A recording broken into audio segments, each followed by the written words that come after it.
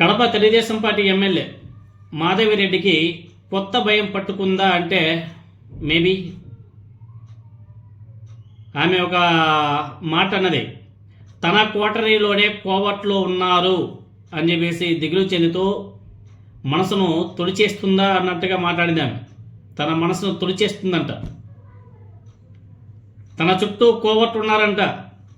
వాళ్ళు పగలేమో తెలుగుదేశం పార్టీలో, రాత్రి అయితే వైసీపీ వాళ్ళతో టచ్లో ఉన్నారంట. మనం చెప్పేది కాదు, ఆమె స్వయంగా తెలుగుదేశం పార్టీ ఆవిర్భావ దినోత్సవం రోజున ఇలాంటి కీలక కామెంట్స్ కూడా చేసింది. ఇప్పుడు ఆమె మాటలు తెలుగుదేశం పార్టీలో కాకపుట్టిస్తున్నాయి. తన కోటరీలోనే ఉన్నటువంటి ఆ కోవట్లు ఎవరు ఆమెకు తెలియదా, ఆమె భర్త శ్రీనివాసరెడ్డి గారికి తెలియదా అనే అంశం మీద తెలుగుదేశం పార్టీలో కూడా తీవ్ర చర్చనీయాంశమవుతుంది. అయితే తొలినాళ్ళ నుంచి తెలుగుదేశం పార్టీ జెండాను మోసిన వారిని పక్కన పెట్టారు. పక్కన పెట్టేసింది ఆమె. ఇప్పుడు కొత్త వైసీపీ నుంచి అంతా కూడా కొంతమంది వ్యక్తుల్ని తీసుకొని తెలుగుదేశం పార్టీలో పెట్టుకుంది.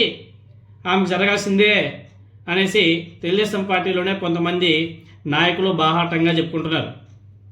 వైఎస్ఆర్ కాంగ్రెస్ పార్టీ నుంచి పిటాయించినటువంటి వారికి పెద్దపీట వేస్తుంది ఆమె.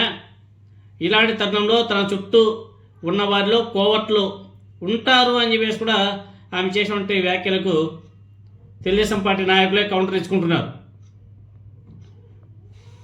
అదేవిధంగా గత కొద్ది రోజుల నుంచి కడప తెలుగుదేశం పార్టీలో జోష్ తగ్గిపోయిందంట.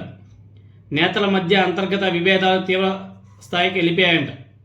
పార్టీ పరిస్థితి చాలా అట్టడుగు స్థాయికి పడిపోయినాయంట.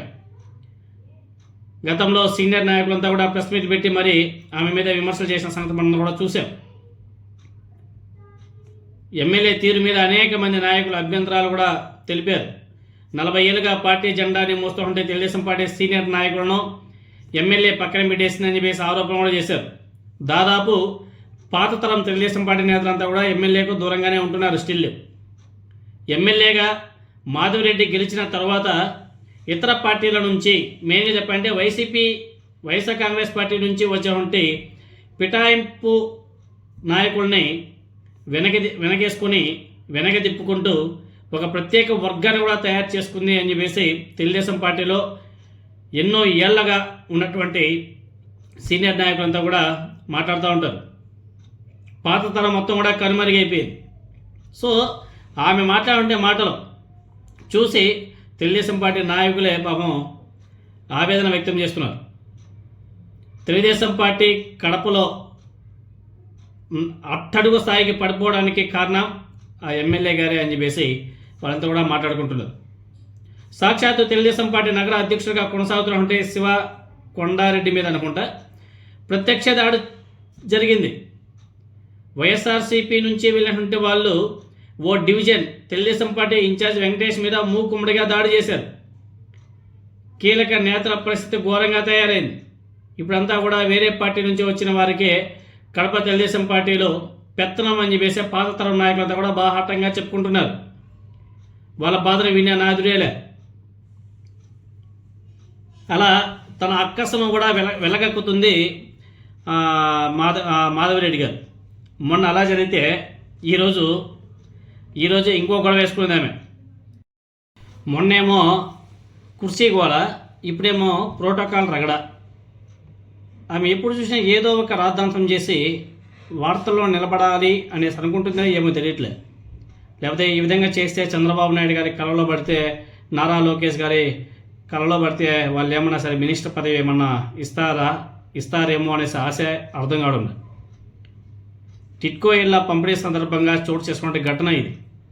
ఇన్ఛార్జ్ మంత్రి సవిత గారు, తర్వాత జేసీ, ఆ తర్వాత ఎమ్మెల్యేను స్టేజ్ మీదకి పిలిచారు అధికారులు. అంతే కదా, ప్రోటోకాల్ ప్రకారం అంతే. ఫస్ట్ ఇన్ఛార్జ్ మంత్రి, తర్వాత జేసీ, తర్వాత స్థానిక ఎమ్మెల్యేను స్టేజ్ మీదకి పిలుస్తారు. ఆ ప్రోటోకాల్ ప్రకారం పిలిచారు. మంత్రి సవిత గారి తర్వాత తనను స్టేజ్ మీదకి పిలవలేదని చెప్పేసి ఎమ్మెల్యే మాధవిరెడ్డి గారు ఆగ్రహం వ్యక్తం చేసింది. ప్రోటోకాల్ పాటించడం ఇదేనా అని చెప్పేసి నిలదీస్తుంది. మీరు ఓన్లీ యాంకర్ మాత్రమే అని చెప్పేసి హౌసింగ్ కార్పొరేషన్ అధికారులు సమాధానం చెప్పాలని చెప్పేసి పట్టుబడుతుంది. వివాదాస్పదం కావడంతో సభ నుంచి వెనక్కి వెళ్ళిపోయారు ఆ జేసీ గారు. మాట్లాడడం మంచిదే, మీరు యాంకర్ మాత్రమే, మీరు ఎలా చేస్తారని చెప్పేసి మాట్లాడడం ఎంతవరకు సమంజసం. రాతాంతం పెట్టుకుంది, ఆమెకు కోపం వచ్చింది, పాపం ఆమె వెళ్ళిపోయింది, ఆ జేసీ గారు వెళ్ళిపోయారు. అది చాలా దారుణం. మరి ఆ చంద్రబాబు నాయుడు గారు, లోకేష్ గారు అయినా సరే ఆమెను ఒకసారి వార్నింగ్ ఇచ్చి కొంచెం కంట్రోల్లో పెట్టుకుంటే చాలా బాగుంటుందేమో. లేకపోతే ఇదే తర్వాత